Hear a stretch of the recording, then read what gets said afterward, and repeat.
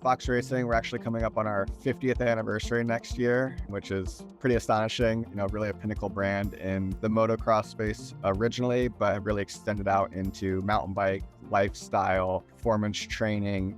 Really, our goal is to service and be in service to our riders at wherever they are in the journey.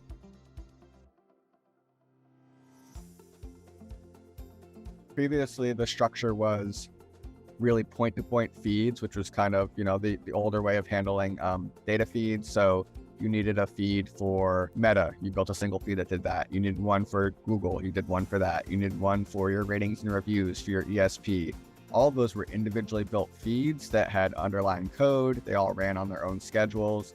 So one thing that we would see happen was, one, there's no quality checks in place. And so your feed was kind of going out, but you wouldn't realize that anything was wrong until your marketing team came back to you or your retention team came back to you and said, something's not looking right here. Also, when we'd add we wanted to extend attribute or we wanted to change something slightly, we had to go and update that in every single one of those feeds. They would have to go through an extensive QA process to be released. They would have to get put out in the release cycle.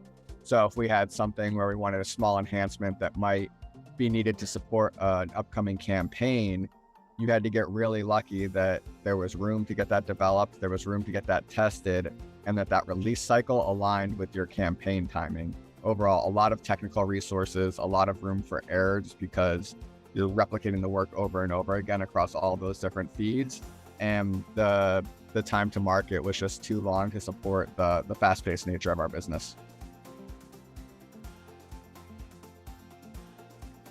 We were in North America already with Feedonomics, and we saw the value there of, hey, not just from the optimization piece of here's how we could be doing better with these specific outputs or these channels, but also when something goes wrong, a price book gets messed up as part of an import process, we get those alerts and our team is able to proactively work with us and say, hey, red flag here, we're seeing something wrong with this data, rather than it getting caught once it gets to Google Merchant Center and a bunch of products get flagged, or it gets sent out to Meta and they pull products from the shopping feed. So being able to roll out tools like, back in stock notifications really quickly, being able to do dynamic recommendations within our ratings and review platform, as well as our email service provider. All of those things were features that we were rolling out for US and Canada, and Europe was not able to leverage those features.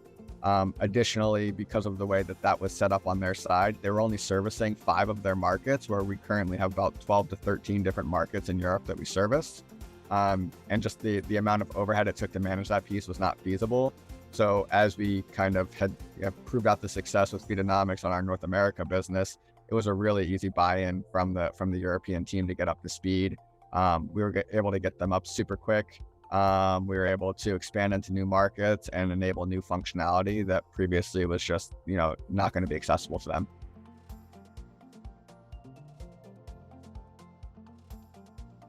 Definitely decreased time to market, reduction in development resources, which is always at a premium. There's always way more work than we're going to have resources to commit to.